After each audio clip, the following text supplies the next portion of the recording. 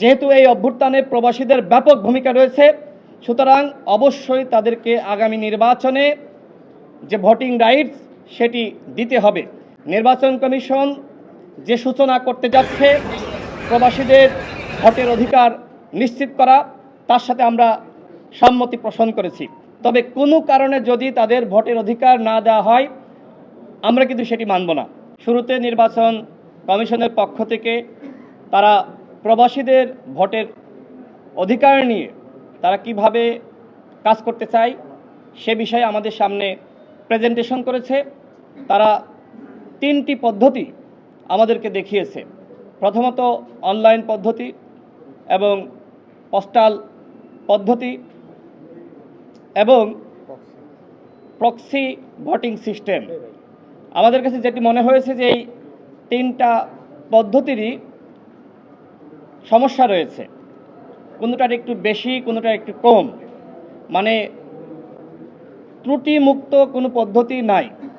যেমন অনলাইন পদ্ধতির মাধ্যমে জালিয়াতি করা সম্ভব, একজনের ভোট আরেকজন দিয়ে দিতে পারে এবং সেই স্বাধীনতার পর থেকে মোটামুটি আপনার সেই পোস্টাল পদ্ধতি কিন্তু রয়েছে, কিন্তু আজকে নির্বাচন কমিশন বললেন যে এখনও পর্যন্ত কোনো নজির নাই ওই পদ্ধতির মাধ্যমে কোনো প্রবাসীরা ভোট দিয়েছে, একটি ভোটও এখনও পর্যন্ত কাস্টিং হয়নি।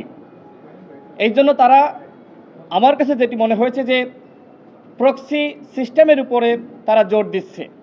তবে বাংলাদেশের যে আমরা বাস্তবতা, সেখানে দেখি যে মা যেখানে ভোট দেয়, বাবা কিন্তু অন্য প্রতীকে ভোট দেয়। তার মানে এখানে সিকিউরিটি কনসার্ন রয়েছে। তারপরেও এই 3টা পদ্ধতির মধ্যে সবথেকে সহজ এবং মোটামুটি রিলায়েবল হলো প্রক্সি পদ্ধতি। নির্বাচন কমিশনের পক্ষ থেকে আমাদের প্রত্যেকটা দলকে এবং যারা অন্যান্য প্রতিনিধি রয়েছে সবাইকে 15 দিনের সময় দিয়েছে। এই সময়ের মধ্যে দলগুলো তাদের প্রস্তাবনা জানাবে। আমরাও বক্তব্য রেখেছি এবং আমরা মনে করেছি তাদের কাছে যে তথ্য উপাত্ত এবং কোনটার উইকনেস কী রয়েছে, কোনটার স্ট্রেংথ কী রয়েছে, সেই বিষয় পর্যালোচনা করে আমাদের কাছে মনে হয়েছে যে প্রক্সি সিস্টেমটা আগামী নির্বাচনে অ্যাপ্লাই করা যেতে পারে। প্রবাসীদের ভোটাধিকারের ব্যাপারে আমরা আমাদের দল গণ অধিকার পরিষদের পক্ষ থেকে সবসময় আমরা সংগ্রাম করেছি। আমরা যখন আমাদের মাননীয় প্রধান উপদেষ্টার সাথে বৈঠক হয়েছে, আমরা তখনও বলেছি যে যেহেতু অভ্যুত্থান হয়েছে, এই অভ্যুত্থানে আমরা দেখেছি প্রবাসীরা কিভাবে ভূমিকা রেখেছে। তারা যদি রেমিট্যান্স শাটডাউন না করত তাহলে কিন্তু হাসিনার পতন হতো না। আমরা দেখেছি জুনায়েদ আহমেদ পলক কিভাবে তিনি এই রেমিট্যান্স পাঠানোর জন্য প্রবাসীদেরকে বিভ্রান্ত করছিলেন, তারপরেও কিন্তু প্রবাসীরা রেমিট্যান্স পাঠায়নি। যেহেতু এই অভ্যুত্থানে প্রবাসীদের ব্যাপক ভূমিকা রয়েছে, সুতরাং অবশ্যই তাদেরকে আগামী নির্বাচনে যে ভোটিং রাইটস সেটি দিতে হবে।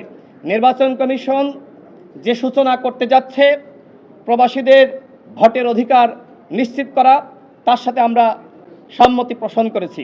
তবে কোনো কারণে যদি তাদের ভোটের অধিকার না দেওয়া হয়, আমরা কিন্তু সেটি মানব না।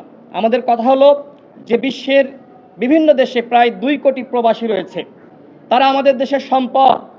এই যে বাংলাদেশ এখনো পর্যন্ত এতটুকু টিকে রয়েছে, অর্থনৈতিক গতিশীলতা রয়েছে, এর একমাত্র কারণ হলো আমাদের প্রবাসীরা তারা রেমিট্যান্স পাঠাচ্ছে। অর্থাৎ বাংলাদেশ গঠনে তাদের ব্যাপক ভূমিকা রয়েছে, অবশ্যই তাদেরকে ভোটের অধিকারের বাইরে রাখা যাবে না। আমি আমার বক্তব্য শেষ করছি।